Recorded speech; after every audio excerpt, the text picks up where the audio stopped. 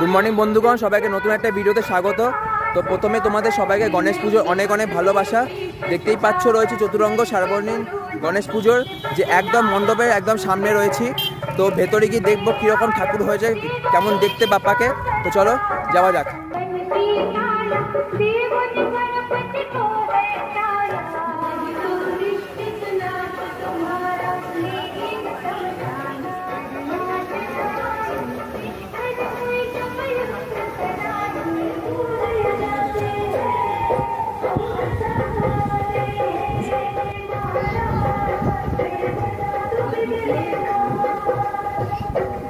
তোমাদেরকে দেখালাম চতুরঙ্গ গণেশ পুজো 2024-এর প্যান্ডেল এবং ঠাকুর খুবই সুন্দরভাবে সেজে উঠেছে এবং বলা যেতেই পারে যে অফিসিয়ালি পুজো কিন্তু শুরু হয়ে গেছে, কারণ বাপ্পার নাম দিয়ে যে কোনো শুভ কাজ শুরু করা হয়। তো এই ভিডিওটা আমি এখানে এন্ড করছি।